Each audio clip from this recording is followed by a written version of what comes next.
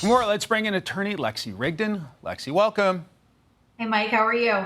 It's great to see you. Let's start with the Kohberger case. We got that leak to a media outlet, and it has the judge furious in the case. How damaging is that leak? Well, I can only imagine somebody is quaking in their boots in that courthouse right now because somebody obviously gave over the information. But ultimately, the concern is obviously being able to impanel an impartial jury. And there have been, believe it or not, even more high profile cases than Kohberger, and there have been leaks. And quite frankly, a lot of stuff, especially as someone who's been following it as closely as I have, a lot of the stuff that came out in the Dateline special, I mean, it was interesting and it added a little bit of color, but it wasn't that different from some of the other things we've heard. I mean, if you just go on YouTube and you watch some of the oral arguments of these lawyers when they file motions, which they've filed many, you can learn a lot of information about this case. So, ultimately, yes, it's not great to have stuff leaked, but they're going to be able to impanel an impartial jury. It's not as though the trial is not going to take place. It might take a little bit longer, but, I think that the bigger concern is that people behind the scenes are blabbing. I think ultimately they will be able to get an impartial jury, and this will be water under the bridge at some point. Okay, I want to show the audience evidence that the state wants to include in the Kohberger trial. It includes Kohberger's purchase histories, his phone logs, Kohberger's term paper concerning crime scenes, and surveillance camera video from near the crime scene and Kohberger's home. Sounds like pretty standard stuff. What are your thoughts?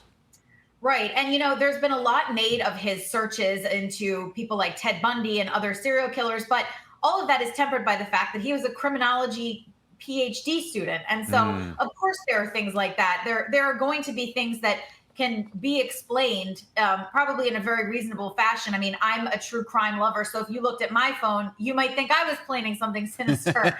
So, I think that all of those things have to be taken with a grain of salt. But at the end of the day, I think that there is a lot of evidence that points to him. And so his attorneys are obviously trying to do everything they can, especially given the stakes here, which this is a death penalty case, to try to ultimately get a good outcome for him. And I'm not sure that's necessarily possible. Interesting. Okay, so let's take a look at the Karen Read retrial, which court is set to resume again tomorrow morning. What are your key takeaways in that case? Well, my key takeaway is that the state's own witness, the medical examiner, said she couldn't determine the manner of death. I mean, if I'm the defense attorneys, she didn't say it was a homicide. She also didn't say it was an accident, but she said it was undetermined. If I'm the defense attorneys, when closing comes, I am beating that into the heads of the jury and saying the state's own witness can't determine whether this was a homicide. That is reasonable doubt right there. The absence of evidence is reasonable doubt.